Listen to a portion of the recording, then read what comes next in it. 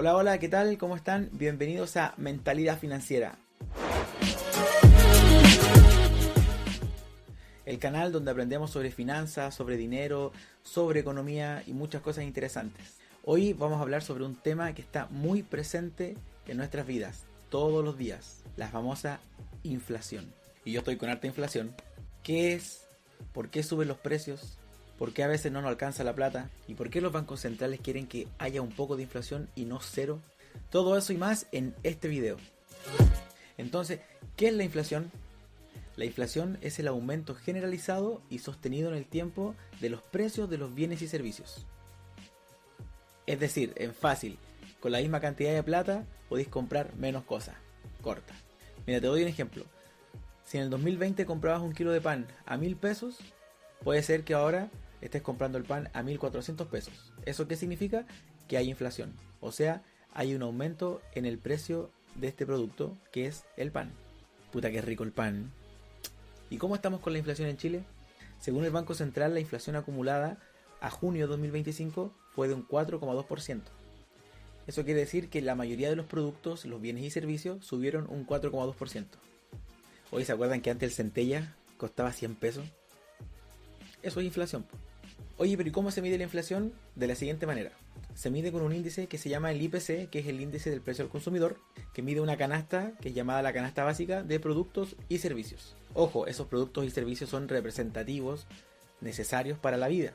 El arriendo, el pan, transporte, etcétera, etcétera. Este índice del IPC se va actualizando mes a mes. ¿Y eso quién lo actualiza? El INE, que es el Instituto Nacional de Estadísticas. Bueno, y si te gustaría saber qué cosas incluye la canasta básica, en la página del INE tú puedes averiguar qué cosas incluye la canasta básica. Entonces, si el IPC sube 1%, eso significa que todos tus bienes y servicios de la canasta básica suben también 1%. Oye, todo sube menos los sueldos, po. Oye, ahora les voy a hablar sobre algo que a mí me hizo mucho ruido en algún momento, porque el Banco Central de Chile y los bancos centrales en el mundo tienen una meta de inflación. Y esa meta en Estados Unidos, por ejemplo, y en Europa es del 2%. Acá en Chile es del 3%. Y yo me preguntaba, ¿y por qué quieren que exista inflación? ¿Por qué no puede ser una meta cero inflación? Mira, aquí te voy a enseñar 3 razones por qué es importante tener un poco de crecimiento y un poco de inflación. Primero, para poder evitar la deflación. ¿Cómo? ¿Deflación? ¿Inflación? Estoy confundido, loco. Bueno, la deflación, al contrario que la inflación, es cuando los precios, en vez de subir, están bajando. Parece una buena idea. ¿A quién no le gustaría que los precios bajen? A todos, a mí. Pero la verdad es que igual genera un pánico económico. La gente no compra porque espera que los precios sigan bajando. Las empresas no venden porque la gente no compra. Y se tiene que despedir gente, quiebran empresas. Entonces se genera una crisis. Segundo, porque permite hacer ajustes de sueldo sin conflictos. Sospechoso, ¿eh? Te lo explico ahora. Con un 2% de inflación, las empresas pueden ir ajustando el sueldo, pero sin afectarlo directamente. No entendí. Mira, si ganas 1.000.000 de pesos y no te suben nada, pero la inflación fue de un 2%, entonces tú lo que hiciste fue perder un 2% de tu sueldo. Pero sin ni un drama, no te diste ni cuenta porque tú seguiste ganando el mismo 1.000.000 de pesos.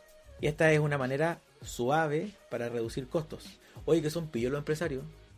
Ya, pero antes que te enojí, ¿qué pasa si la inflación fuera 0%? La única forma que tendría esta empresa, obviamente con problemas, para poder ajustar costos laborales, sería bajarte el sueldo, que sería pésimo, muy impopular y hasta ilegal. O la otra opción, despedirte. Para la casa. Pero con esta inflación de un 2%, simplemente no te suben el sueldo y listo.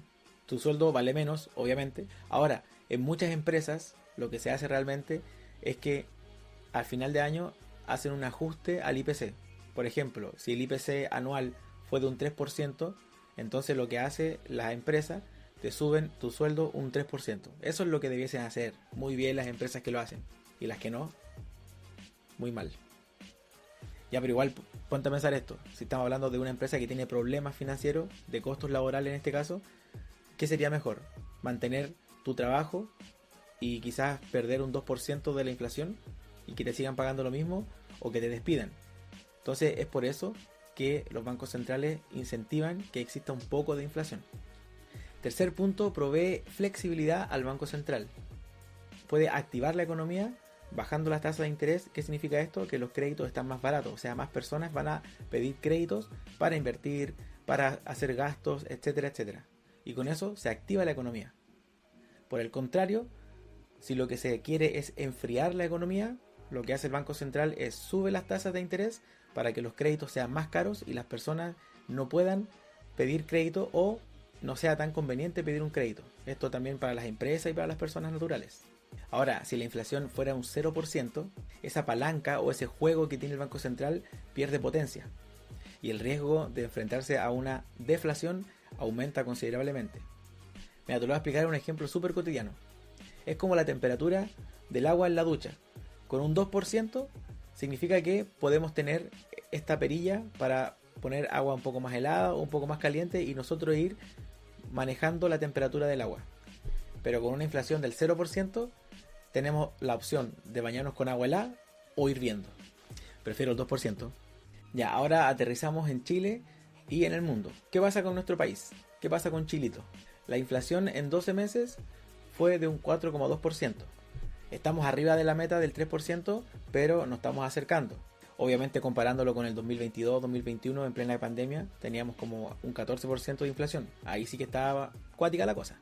Como expliqué en un video anterior, el endeudamiento es súper preocupante, es una cifra del 47,3% del PIB. O sea, estamos súper endeudados como país. Otro dato súper importante es que el Banco Central, como te contaba recién, tiene estos ajustes. Lo que hizo en la TPM, que es la tasa política monetaria, donde ellos deciden si suben o bajan las tasas de interés, mantuvieron esta política monetaria contractiva, con una tasa del TPM del 6%. ¿Qué quiere decir esto? Que el Banco Central está buscando enfriar la economía para poder hacer el ajuste. Ahora, ¿qué pasa en nuestra región? ¿Qué pasa con LATAM? ¿Qué pasa con los latinos? Los que la pasaron mal, y todos sabemos que estuvieron pasándola súper mal en Argentina. La inflación hasta ahora es de un 140%. ¿Y para qué hablar de Venezuela? Y en Estados Unidos con Europa, bueno, están en la misma situación. Nosotros tenemos una meta del 3% y estamos en un 4,2%. Estados Unidos tiene una meta del 2% y están en 3,2%. Y Europa también tiene una meta del 2% y está en 2,6%. Entonces, a nivel mundial la inflación está alta. O sea, no tenemos que solamente fijarnos en que nuestro país, Chile, está mal porque tiene una inflación más arriba de la meta esperada. La verdad es que a nivel mundial está pasando algo con la inflación. Entonces todos los países tienen esta política monetaria contractiva para poder enfriar la economía. Oye, mira, ahora te voy a mostrar unos conceptos que se parecen caleta, pero son distintos. Es importante que lo sepas. Primero tenemos la hiperinflación. Como lo dice su nombre, una hiperinflación es una inflación extremadamente alta y totalmente fuera de control. Generalmente se define como una inflación mensualmente arriba del 50%. Mensualmente. Cuando esto ocurre en algún país, los precios de algún servicio o de algún producto pueden subir en horas. O sea, lo que costaba a las 12 costaba un precio, a la 1 de la tarde puede costar 3 veces más. Eso pasa por cuando hay hiperinflación. Bueno, aquí tenemos el ejemplo de Latinoamérica, que es lamentable, de Venezuela. En 2018 Venezuela sufrió una de las peores hiperinflación en el mundo moderno. Oye, y afírmate con lo que te voy a decir. Cacha este dato. En esa época, en Venezuela, sufrió una hiperinflación del 1.000.000%. Hoy ni siquiera sé cómo se dice. Los precios subían todos los días, a cada rato. Subían y subían y subían. Si un café te costaba 1.000 bolívares, en un ratito te costaba 5.000 bolívares. Y después 6.000 bolívares. Y así iban subiendo. Eso es, lamentablemente, la hiperinflación, lo que ha llevado a Venezuela a tener muchos problemas políticos, muchos problemas económicos, que es lamentable. De hecho, después para comprar un kilo de pan tenían que llevar una bolsa con billetes, porque el Banco Central lo que estaba haciendo era imprimir más billetes, y el billete ya no tenía valor. Ya podía tener millones de bolívares, pero no servían para nada. ¿Por qué? Porque había una hiperinflación. Entonces, ¿qué hizo la gente de Venezuela? Comenzó a ocupar dólares o también empezaron a hacer trueque. Trueque, pues loco. Trueque. Oye, si todos hacemos trueque mejor, estaría bueno. Obviamente la confianza económica en Venezuela se perdió hasta ahora. Entonces, obviamente, esto conlleva a otros problemas. Los sueldos no alcanzan para comprar nada, hay despidos masivos, obviamente aumento de la pobreza considerablemente y por supuesto una caída de la inversión extranjera. ¿Quién va a querer invertir en Venezuela si no te dan ningún respaldo, ninguna confianza de que vas a tener una rentabilidad? Es lamentable. Saludos a los hermanos de Venezuela, espero que se puedan mejorar. Difícil sí. Bueno, tenemos otro concepto que es la deflación. Como te dije anteriormente, la deflación es la caída generalizada de los precios. Al contrario que la inflación, que es cuando los precios aumentan, en este caso la deflación es cuando los precios bajan. Oye, pero eso es bueno, po. O sea, está todo más barato. Bacán. Pero la verdad es que esto puede generar una recesión. Oye, y esto pasó en los 90 en Japón, la famosa y llamada década perdida. Después de haber sufrido Japón una burbuja inmobiliaria y una recesión, una crisis financiera, Japón entró en esto que se llama deflación. Los precios caían constantemente, caían y caían. Y eso que llevó a que las empresas no podían vender porque la gente no estaba comprando, porque de manera psicológica la gente esperaba que los precios siguieran bajando. Entonces no compraban esperando que los precios bajaran. Eso significaba que las empresas no vendían nada. Entonces hubo reducción de sueldos, aumento del desempleo y muchas empresas quebrando. Y eso que aumenta el desempleo, obviamente. Se le llama la década perdida porque Japón estuvo casi una década sin tener un crecimiento económico. Y por último tenemos otro concepto que se llama la estanflación. Oh, ya estoy confundido ya. Oye, pero la estanflación, esta es brígida, esta sí que es mala.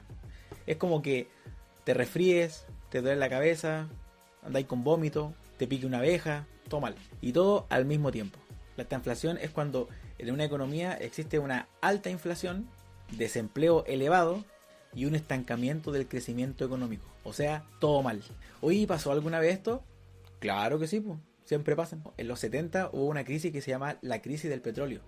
Esto pasó en 1973 cuando los países árabes decidieron dejar de exportar petróleo a Estados Unidos y a todos los aliados de Israel.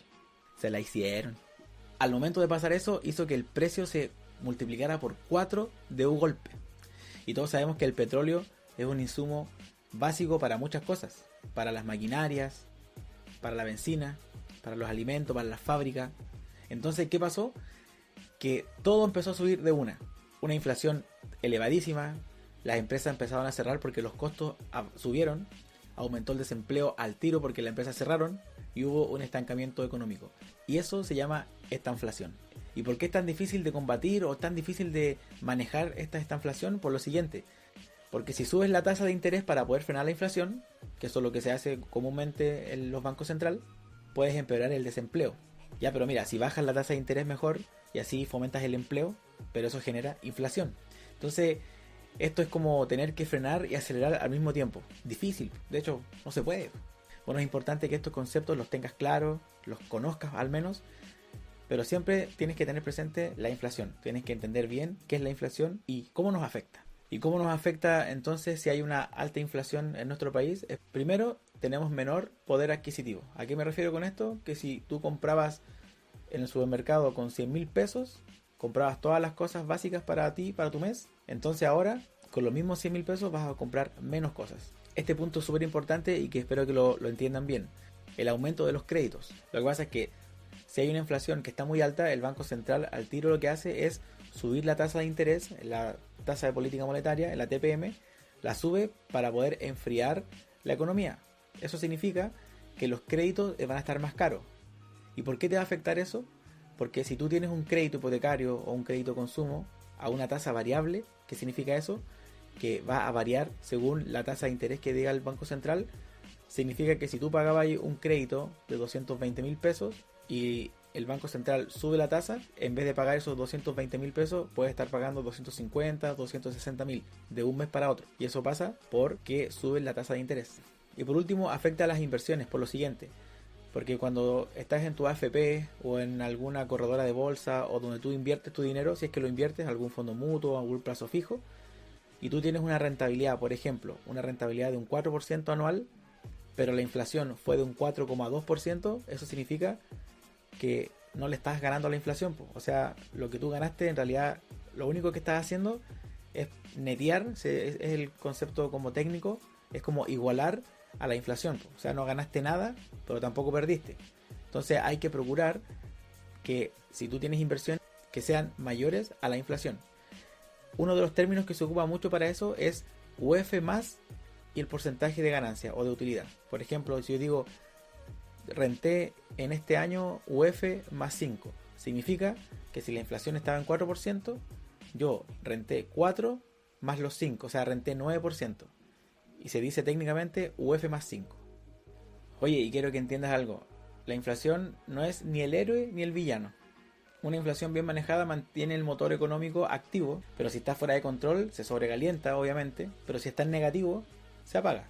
Por eso entender qué es la inflación, cómo me afecta, va a servir para proteger tu bolsillo. Ojo, y este tema no es solamente de economistas o de financieros, es algo que impacta en tu vida cotidiana, en si puedes salir el fin de semana, si te vas a comprar un auto nuevo, si te vas a ir de vacaciones, todo eso afecta. Por eso es importante saber en cuánto está la inflación y cómo nos afecta la inflación. Así que la próxima vez que veas las noticias y escuches la inflación subió, la inflación bajó, vas a entender perfectamente qué significa para ti. Así que te agradezco por ver el video hasta acá, te pido que te suscribas al canal, que le des like, que actives la campanita para que no te pierdas ningún video. Bueno, y déjame en los comentarios si es que te interesa cómo la inflación ha afectado en tu vida. Si tenías algún crédito y la inflación te subió el crédito, cuéntamelo en los comentarios. Nos vemos en otro video, en próximo capítulo con finanzas fáciles y sin pelos en la lengua. Chau, chau.